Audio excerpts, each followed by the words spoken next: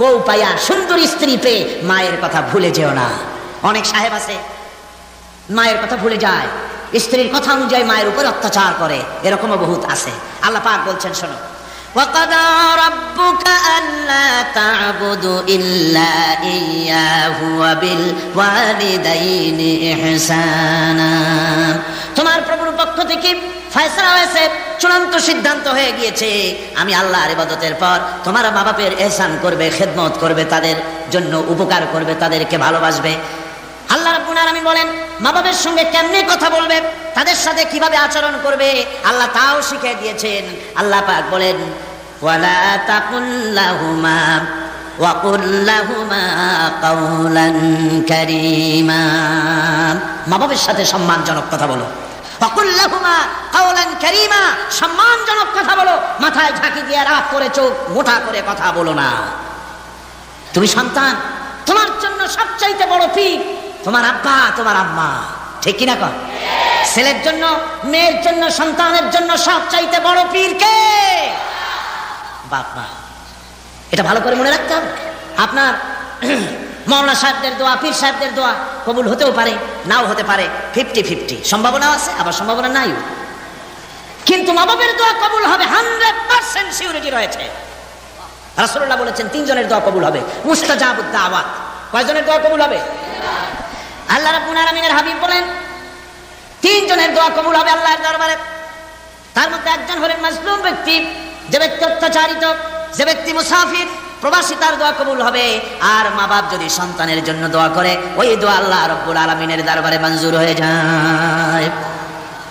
আল্লাহ রাব্বুল আলামিন মা বাপ সম্পর্কে বলেন, মা বাবের জন্য আমার কাছে দোয়া করবি বান্দারা, আমার কাছে দোয়া করবি। দোয়াটা আল্লাহ পাক শেখাচ্ছেন, রব্বিরহামহুমা কামা রব্বায়ানি সাগীরা।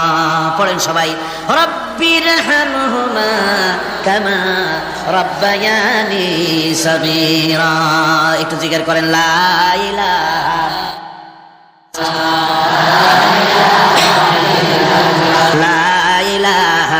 ইল্লাল্লাহ, লা ইলাহা ইল্লাল্লাহ, লা ইলাহা ইল্লাল্লাহ, লা ইলাহা ইল্লাল্লাহ মুহাম্মাদুর রাসূলুল্লাহ।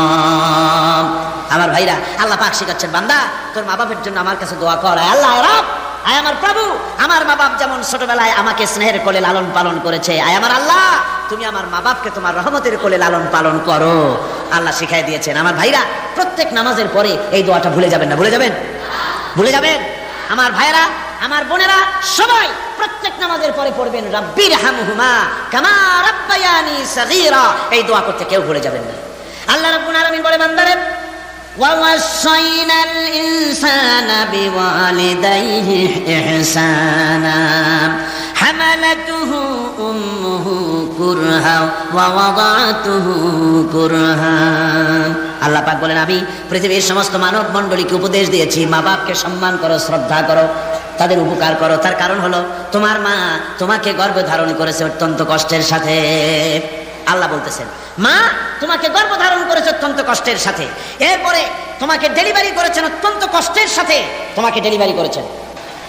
গভীর রাত্রে মানুষ সব ঘুমিয়ে যায়, গর্ভবতী মা ঘুমাতে পারে না, সন্তান পেটের ভিতরে হাঁটু দিয়া গুতা মেরেছে, পা দিয়া লাথি মেরেছে।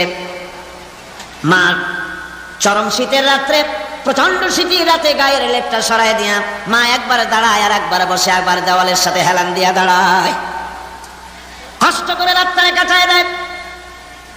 আবার সারাদিন সংসারের জন্য কাজ করেছেন, রান্না বান্না করেছেন, মা সকলকে খাওয়াইয়া মা শেষের দিকে খেতে গেছেন। যখন নিজে খেতে গেলেন, খাবারের ক্ষুধা নিয়ে, পেট ক্ষুধা নিয়ে খেতে বসেছেন, পেটের ভিতরে সন্তান লাথি মেরেছে, পেটের মধ্যে ঘুষা মেরেছে, হাঁটু দিয়া গুতা মেরেছে, ভরা পেটে, পেটের ভিতরে সন্তান গুতা মারলো হাঁটু দিয়া, মাথা দিয়া। মা ক্ষুধা রয়েছে, পেটে খেতে পারলেন না, বেদনা শুরু হয়েছে। খাবারের থালাটা ঠেলে দিয়ে মা দাঁড়ালেন, বসলেন, চোখের পানি ফেললেন। এভাবে করে মা 1টা-2টা দিন নয়, 10টি মাস পর্যন্ত সন্তানটাকে পেটের মধ্যে নিয়ে, একটা জীবিত মানুষ আর একটা জীবিত সন্তান পেটের মধ্যে নিয়ে নড়াচড়া করছেন, চলাফেরা করছেন। কিতাবের মধ্যে এসেছে রাতের বেলায় মা যে ঘুমাতে পারেন না সন্তানের নড়াচড়ার কারণে, রাতভর ইবাদত করলে যত সওয়াব পাওয়া যেত আল্লাহ ওই সওয়াব মায়ের আমলনামায় লিখে দেন। সন্তান পেটে থাকার কারণে খেতে পারে না, পেট ভরে ক্ষুধায় কষ্ট পায় মা, এই জন্যে 10 মাস ধরে রোজা রাখলে যে সওয়াব হতো আল্লাহ রাব্বুল আলামিন মায়ের আমলনামায় রোজার সওয়াব লিখে দেন। 10 মাস পরে গেল, সন্তান ডেলিভারির সময় চলে এলো, মায়ের মন বিমর্ষ, সন্তান ডেলিভারি হবে না জানি মরে যায় নাকি, না জানি অপারেশন লাগে নাকি, কি অবস্থা হবে। মা খেতে পারে না, মুখটা শুকায়া যায়। ডেলিভারির সময় যখন আসে, মা বাবার কাছ থেকে বিদায় নিয়ে যায়, স্বামীকে একান্তে গোপনে ডেকে নিয়ে বলে, প্রাণের স্বামী, দীর্ঘদিন একসঙ্গে ঘর কন্যা করেছি, অপরাধ হয়ে যেতে পারে, আমারে মাফ করে দিও। আমার মনে হয় এবার আমি আর বাঁচবো না, সংসার থাকলো চাবি থাকলো সব বুঝে নাও, আমারে মাফ করে দিও। মা চলে গেল সতিকা গৃহে, ক্লিনিকে চলে গেল, অপারেশন থিয়েটারে চলে গেল, অথবা ডেলিভারির জায়গায় চলে গেল। ডেলিভারি পেইন শুরু হয়ে গেল, বেদনা শুরু হয়ে গেল। এক একটা বেদনা যেন মায়ের এক একটা মৃত্যু যন্ত্রণা শুরু হয়ে যায়। এমন যন্ত্রণা, প্রসব বেদনা দুনিয়ার ভুক্তভোগী মা ছাড়া আর কেউ জানে না। এই চরম বেদনার ভেতর দিয়ে, চরম কষ্টের ভিতরে মা যখন একটা বাচ্চা প্রসব করলো, জিহাদের ময়দানের মতো মা রক্তাক্ত হয়ে গেলেন, সন্তান দুনিয়ায় এলো। মা তখন অস্থির থাকেন, এত বড় বিরাট কষ্টের ভিতরে আল্লাহ রাব্বুল আলামিন বলেন, সন্তান যখন ডেলিভারি হয়ে গেল, মায়ের মনের ভিতরে আমি তখন এই ফিলিংস, এই টেন্ডেন্সি জাগ্রত করে দিই, দেখ কি হয়েছে। মা তখন দেখতে চায় কি হয়েছে। মায়ের সামনে যখন এত কষ্টের, হৃদয় রিংড়ানো, কলিজার 32টি নাড়ি ছেঁড়া যন্ত্রণার সন্তান যখন মায়ের চোখের সামনে আসে, আল্লাহ পাক বলেন, মা যখন তার ছেলের মুখের দিকে তাকায়, মেয়ের মুখের দিকে তাকায়, আল্লাহ বলেন 10 মাসের পেটে ধরা কষ্ট আর ডেলিভারির সব কষ্ট মায়ের মন থেকে মুছে ফেলে দেই। আল্লাহ রাব্বুল আলামিন বলেন, খবরদার দুনিয়ার মানুষ, এমন মায়ের সাথে নাফরমানি করবি না, এ মায়ের সাথে নাফরমানি করবি না, মাকে সম্মান করবি, মার কাছে দোয়া চাবি। দুনিয়ায় যদি সম্মান চাও, রিজেক্ট চাও, মায়ের পায়ে ধরে কাঁদো। মায়ের জাতি অনেক সম্মান তার। রাসূল করিম সাল্লাল্লাহু আলাইহি সাল্লামকে প্রশ্ন করা হয়েছে, হুজুর খেদমত করবো কার? হুজুর কয় মায়ের। তারপরে কার? হুজুর কয় মায়ের। তারপরে কার? হুজুর বলেন মায়ের। তারপরে কার? তোমার পিতার। 3 গুণ। তোর মায়ের মর্যাদা 3 গুণ বেশি, তোর বাপের চাইতে মর্যাদা বেশি। সুবহানাল্লাহ পড়েন। আর আজকে ইসলামের শত্রুরা তারা বলে যে ইসলাম নারীর অধিকার আদায় করে না, নারীর অধিকার ইসলাম দেয় নাই, তো কে দিয়েছে? আমার বন্ধুগণ, বিশ্বনবী জনাবে মুহাম্মদ রাসূলুল্লাহ সাল্লাল্লাহু আলাইহি ওয়াসাল্লাম মসজিদে নববীর ভিতরে বসে আছেন। এক বৃদ্ধা মহিলা মসজিদের মধ্যে প্রবেশ করলেন। হুজুর বৃদ্ধাকে দেখে দাঁড়ায় গেলেন, বিশ্বনবী বুড়ি মেয়ে লোককে দেখে দাঁড়ায় গেলেন। আল্লাহর নবী বুড়িকে দেখে দাঁড়ালেন। বুড়ি যখন কাছে এলেন, আল্লাহর নবী নিজের গায়ের চাদর বুড়ির জন্য বিছায়া দিলেন। বুড়ি বসলেন। এরপরে কথাবার্তা সারার পর বুড়ি যখন বিদায় হবেন, হুজুর আবার দাঁড়ালেন। বুড়ি মহিলা চলে গেলেন। সাহাবায়ে কেরাম বলেন, ইয়া রাসূলুল্লাহ, কিছুই বুঝলাম না, একজন বৃদ্ধা মহিলার জন্য বিশ্বনবী দাঁড়ান আর গায়ের চাদর বিছান, আমরা বড় আশ্চর্য হয়ে গেলাম। নবীজি বলেন, ও আমার সাহাবীরা, তোমরা জানো না, এই মহিলাকে চিনতে পারো নাই? আমি আমার মায়ের দুধ আমার জীবনে কিসমতে তেমন হয় নাই, আমি আমার মায়ের দুধ তেমন কিসমতে পাই নাই। যার বুকে দুধ খেয়ে, যার কোলে কাখে চড়ে আমি বড় হয়েছি, আমার সেই দুধ মা, ইনি হযরতে হালিমাতুস সাদিয়া, আমার সেই দুধ মা। রাসূলুল্লাহ নিজে সম্মান দিয়েছেন মায়ের। খবরদার, মাকে অসম্মান করবেন না, মাকে সম্মান করবেন, মাকে শ্রদ্ধা করবেন। আমার বন্ধুগণ, আলেম ওলামা পীর বুজুর্গদের জন্য হাদিয়া তো দেন, আপনারা কোনো নিষেধ নাই, দেন। হাদিয়া দেওয়াও সুন্নত, নেওয়াও সুন্নত, দিবেন, আমি কোনো নিষেধ করি না। কিন্তু আমি বলতে চাই, পীর বুজুর্গদের কাছে, আলেম ওলামাদের কাছে হাদিয়া দিয়া আল্লাহরে যত না খুশি করতে পারবেন, এই ডালিম বেদানার মৌসুমে বেদানা একটা ভেঙে নিজ হাতে যদি মায়ের মুখে তুলে দেন, আল্লাহর আরশ খুশি হয়ে যাবে, আল্লাহর আরশ আজিম খুশি হয়ে যাবে, আল্লাহ পাক খুশি হয়ে যাবে। মায়ের খাওয়াও, বাপকে খাওয়াও, তোমার সবচেয়ে বড় পীর তিনি। সুবহানাল্লাহ, সুবহানাল্লাহ। মা বাপ যদি একটু দোয়া করে দেয়, তোমার জিন্দেগির কাম শেষ। একটু বদদোয়া করলে জাহান্নামে যাবে। কোন পীর সাহেব বদদোয়া করলে জাহান্নামে যাবে এমন কথা নয়। কোন মা বাপ দোয়া করলে দুজকে যাবে এমন কথা নয়। রাসূল বলেছেন হুমা জান্নাতুকা ওয়া নারুকা, মা বাপ তোমার বেহেশত, মা বাপ তোমার জাহান্নাম। মা বাপ যদি অসন্তুষ্ট হয় দুজকে যাবি, আর মা বাপ যদি খুশি আল্লাহর জান্নাতে চলে যাবে। সুবহানাল্লাহ, সুবহানাল্লাহ, সুবহানাল্লাহ। মায়ের পায়ের তলে তোর বেহেশত। আমরা পুরুষ, আমাদের গত বছরও বলেছি, আমরা পুরুষ, আমাদের পায়ের তলে জুতা। আমাদের পায়ের তলে কি? শুধু জুতা। আর আমার মা, আমার মায়ের জাতি যারা এই প্যান্ডেলে বসে আছেন, আমার মায়েরা বোনেরা, মায়ের জাতি যারা পৃথিবীতে, মায়ের জাতি পায়ের তলে আল্লাহর বেহেশত। সুবহানাল্লাহ। নারীর মর্যাদা ইসলাম দেয় নাই, কে দিয়েছে? আল্লাহ দিয়েছেন, আল্লাহ রাসূল দিয়েছেন।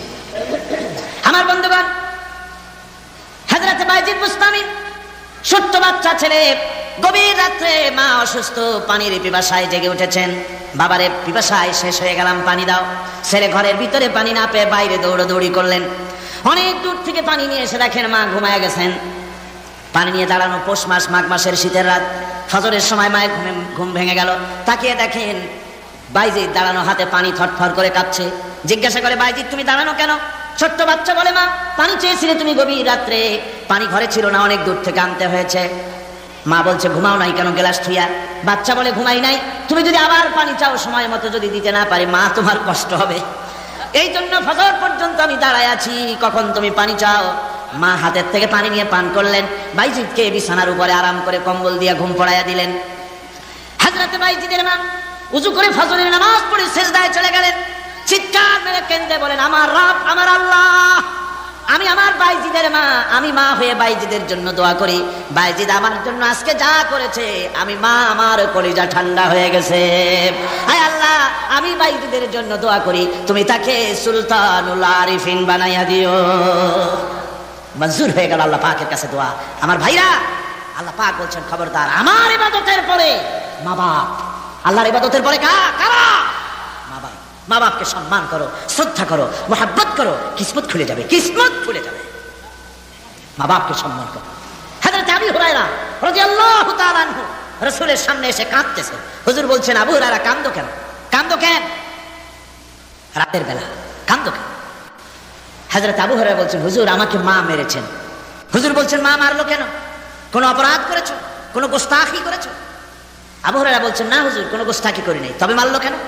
হযরত আবু হুরায়রা বলছেন, হুজুর আমি আপনার দরবার থেকে ফিরতে রাত হয়ে গিয়েছিল। মা জিজ্ঞেস করলেন, আবু হুরায়রা এত রাত্রে কোথায় ছিলে? বললাম, আমি ছিলাম যে কদম চুমতে পারলে দুনিয়া ধন্য হয়, সেই দরবারে নববীর কদম মোবারক থেকে আসতে আমার দেরি হয়েছে। আমার মা মুশরিকা, আপনার নাম শুনে তার গায়ে আগুন জ্বলে উঠলো, আমাকে ধরে মারা আরম্ভ করলো। বলল, হয় আমার বাড়ি ছাড়বি, আর না হয় মুহাম্মদ সাল্লাল্লাহু আলাইহি ওয়াসাল্লামের দরবার ছাড়বি।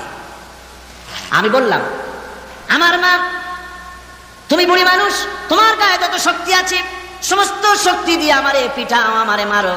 মারতে মারতে আমাকে বাড়ি থেকে তুমি বের করে দাও, তোমার বাড়ি শুদ্ধ তামাম দুনিয়া ছেড়ে দিতে পারি, আল্লাহর নবীর কদম মোবারক ছেড়ে দিতে পারি না।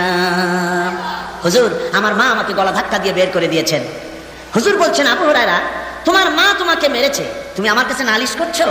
আমার তো এখানে ইন্টারফেয়ার করার কিছুই নেই। সুবহানাল্লাহ, সুবহানাল্লাহ। মা তোমাকে মেরেছে, এখানে আমার করার কিচ্ছু নাই।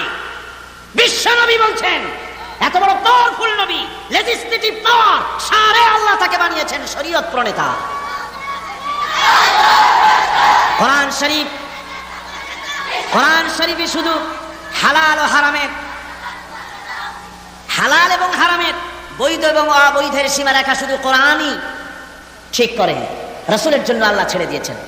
আল্লাহ রাসূলও হারাম, হালাল এবং হারামের বৈধতা অবৈধতার সীমারেখা নির্ধারণ করেছেন। এত বড় ক্ষমতা তার, এত বড় পাওয়ারফুল বিশ্বনবী, তিনি বলছেন মা মেরেছে, আমার করার কিছু নাই। চিন্তা করেন কত বড় কথা, এ কথার লোট কত। হযরত আবু হুরায়রা বলেন, ইয়া রাসূলুল্লাহ, মা মাকে মেরেছেন, আমি আল্লাহর নবীর কাছে মায়ের বিরুদ্ধে নালিশ করতে আসি নাই। বললেন, কেন এসেছো? হযরত আবু হুরায়রা বলেন, হুজুর এসেছি একটা কারণে, আমি জানি আল্লাহ নবী যদি আল্লাহর দরবারে হাত উঠায়া কোনো জিনিস বলে, আল্লাহ রাব্বুল আলামিন সঙ্গে সঙ্গে মঞ্জুর করে নেন। হুজুর আমি এসেছি, মেহেরবানি করে দোয়া করুন আমার মাকে যেন আল্লাহ হেদায়েত নসিব করে দেন। আল্লাহ নবী হাত উঁচু করে বললেন, আল্লাহ আল্লাহুম্মা হিদি উম্মা আবি হুরায়রা, আয় আল্লাহ আমি দোয়া করি আবু হুরায়রার মাকে তুমি হেদায়েত নসিব করে দাও। রাসূলুল্লাহ দোয়া করছেন আর আবু হুরায়রা সমানে দৌড়াচ্ছেন। তিনি দৌড়াচ্ছেন, পিছন থেকে কয়েকজনে আবু হুরায়রার জামা টেনে ধরেছে, দৌড়। তাদের জানা আবু হুরায়রা খুব ভদ্রলোক মানুষ, কোন ঝড় ঝামেলার মধ্যে থাকে না, রাগ শাক করে না, চিৎকার মারে না, দৌড় মারে না, এত ভদ্র শরীর, দৌড়ায় কেন? না জানি কোন বিপদ বুঝি ঘটে গেছে। পিছন থেকে জামা টেনে ধরে বলে দৌড়াও কেন? হযরত আবু হুরায়রা জামা সাহাবীর হাত থেকে ছিনায় নিয়ে বলেন, জামা ছেড়ে দাও, আমাকে দৌড়াতে দাও, আমি দৌড়াইয়া বাড়ি যেয়ে দেখতে চাই আমি দৌড়াই আগে আমার বাড়ি পৌঁছাতে পারলাম না, আমি যাওয়ার আগে আমার আল্লাহর নবীর দোয়া আমার বাড়ি পৌঁছে গেছে, আমি এইটা দেখতে চাই। হযরত আবু হুরায়রা বাড়িতে গিয়ে দরজা নক করলেন, ভেতর থেকে আওয়াজ এলো কে?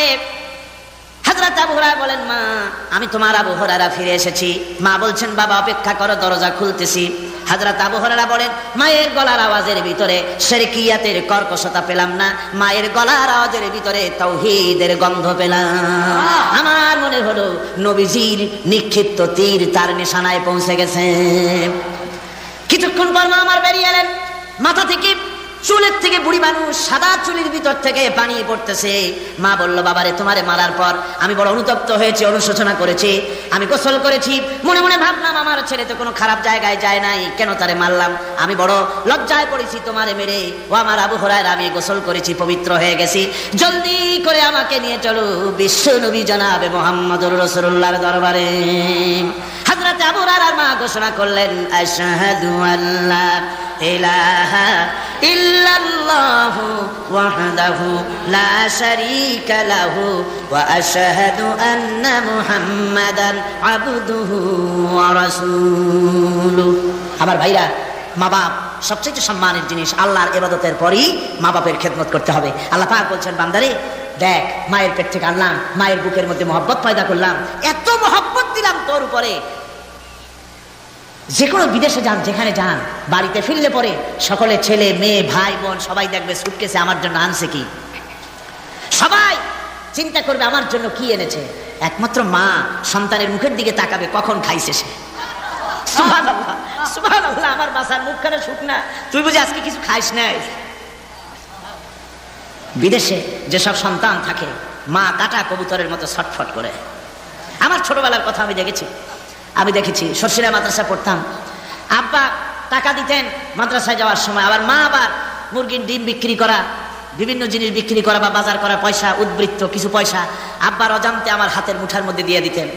যখন মাদ্রাসার দিকে রওনা হয়েছি, পর্দার আড়াল থেকে দরজা থেকে দেখতাম, যতক্ষণ তাকায় দেখতেছি চোখ থেকে পানি দল করে পড়তেছে। সুবহানাল্লাহ, মা কি জিনিস! আল্লাহ আল্লাহ আল্লাহ।